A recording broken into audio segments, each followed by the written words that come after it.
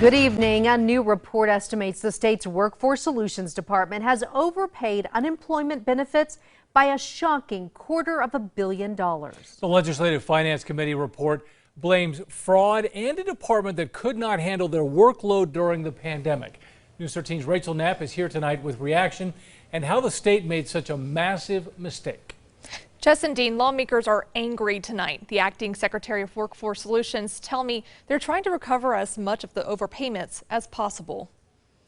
$250 million is a lot of money. State lawmakers shocked to learn today how much the Workforce Solutions Department may have overpaid in benefits since the pandemic began. So we were trying to find that balance, the sweet spot, if you will, between program integrity and timely payments to New Mexicans. Our goal was get New Mexicans the resources that they need quickly. But the LFC report says workers weren't prepared for the job, made errors in payments, and couldn't keep up with fraud investigations. Additionally, there is widespread fraud, and we just learned today that there's a very alarming growing rate of identity theft, which is happening, and they don't expect to be able to address these concerns for New Mexicans in the immediate future. The report estimates about $133 million of that amount is related to fraudulent claims.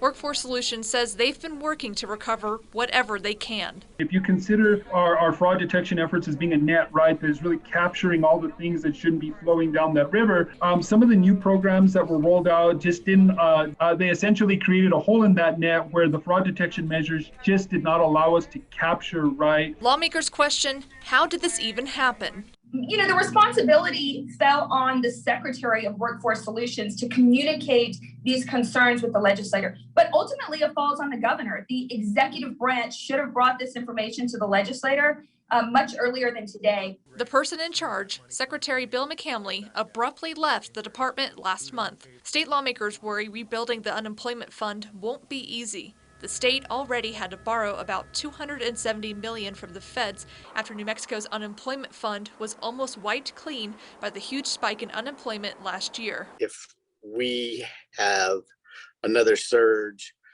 and not COVID, but another unemployment recession comes along, that fund is going to be very critical in what happens. Unfortunately, I think where it's going to head is I think that the burden is going to fall on New Mexico businesses. A reminder that most of our businesses in New Mexico, small businesses, are going to have to carry the weight of having to increase this fund. It's going to be passed on to our small businesses. The report says the backlog of uninvestigated, potentially fraudulent claims is so large, it could take more than a year to sort through. Back to you. All right, Rachel, thank you.